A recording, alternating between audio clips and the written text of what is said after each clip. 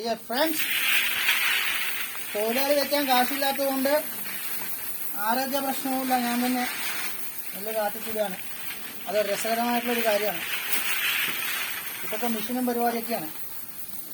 ഞാൻ സ്വയം മാനുവലിയാണ് ചെയ്തുകൊണ്ടിരിക്കുന്നത്. മാനുവലി കാറ്റ്, മാനുവലി നെല്ല്. കുറേ വർഷങ്ങൾക്ക് ശേഷം എൻ്റെ കൃഷിയിൽ നിന്ന് വന്ന നെല്ലാണ്.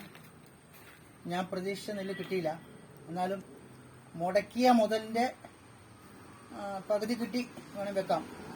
എന്നാലും സന്തോഷകരമായിട്ടുള്ള കാര്യം എന്താണെന്ന് വെച്ച് കഴിഞ്ഞാൽ ധാന്യലക്ഷ്മി എൻ്റെ വീട്ടിൻ്റെ ഉള്ളിലേക്ക് വരാൻ സാധിച്ചു എന്നുള്ളതാണ്. അതിനൊരു കാരണമുണ്ട്. ഞങ്ങളുടെ വീട്ടിൻ്റെ ഫ്രണ്ടിൽ കനാലാണ്. ഇതുവരെ പാലമില്ലാത്തത് കൊണ്ട് ഇങ്ങോട്ട് കടക്കാൻ യാതൊരു വിധത്തിലുള്ള വകുപ്പില്ലായിരുന്നു. 2020 എനിക്ക് പാലം കിട്ടിയത്. അപ്പോൾ കുറേ വർഷങ്ങൾക്ക് ആരോഗ്യ പ്രശ്നങ്ങളായതുകൊണ്ട് എൻ്റെ രൂപമൊക്കെ മാറി, ഞാൻ നന്നായി ക്ഷീണിച്ചു. ഇപ്പോൾ ഓപ്പറേഷന് പോകാനുള്ള കാശൊന്നുമില്ല. അതുകൊണ്ട് ഞാൻ വീട്ടിൽ തന്നെ ബ്ലഡ് റെസ്റ്റ് തന്നെയാണ്. ബ്ലഡ് റെസ്റ്റ് അല്ല, ബ്ലഡ് റെസ്റ്റ് എന്ന് വേണമെങ്കിൽ പറയാം. ബ്ലഡി റെസ്റ്റ് പോലെ ആയിപ്പോയി എനിക്ക്. പക്ഷെ എന്നാലും ഞാൻ ഉള്ള ആരോഗ്യം വെച്ച് കൃഷി സ്റ്റാർട്ട് ചെയ്തു.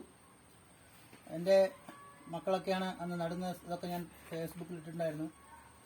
ഇന്നിപ്പോൾ നെല്ല് വന്നു, അത് ചാക്കിലാക്കുന്ന പ്രവൃത്തി ചെയ്തുകൊണ്ടിരിക്കുകയാണ്. ഒരു തൊഴിലാളിനെയൊക്കെ വെക്കേണ്ട, 2-3 തൊഴിലാളിയൊക്കെ വെക്കേണ്ടി വരും. അപ്പോൾ അവരെ വെക്കുമ്പോൾ നല്ലൊരു തുക കൊടുക്കണം. അതിനൊന്നും ഞങ്ങൾക്കാകില്ല. അപ്പോൾ എൻ്റെ വീട്ടിലെ സ്ത്രീജനങ്ങളുണ്ട്, അവരുടെ സഹകരണത്തോടു കൂടി ഞാനും കൂടി മുൻകൈ എടുത്ത് ചെയ്യുകയാണ്. കാരണം വെച്ചാൽ ധാന്യലക്ഷ്മി അന്നപൂർണേശ്വരിയാണ്. ഏറ്റവും സർവ്വദാനാൽ പ്രധാനം അന്നദാനമാണ്.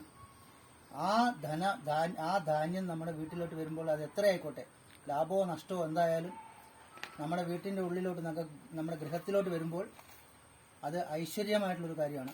അതുകൊണ്ട് അത് വന്നിട്ടുണ്ട്, അതിനെ നടത്തിക്കൊണ്ടിരിക്കുകയാണ്. ഓക്കെ, ഒരു മുറന്ത എടുത്തേ ഒരു മുറന്ത ഇടാം നമുക്ക്.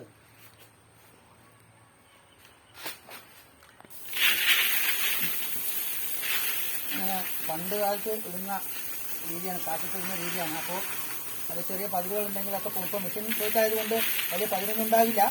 എന്നാലും ചെറിയ പതിരുണ്ടെങ്കിൽ പൊക്കോട്ടെ എന്നുള്ള ധാരണകളാണ് നമ്മൾ ചെയ്യുന്നത്. താഴെ കണക്കി അങ്ങനെയാണ് അത് മാറുന്നത്.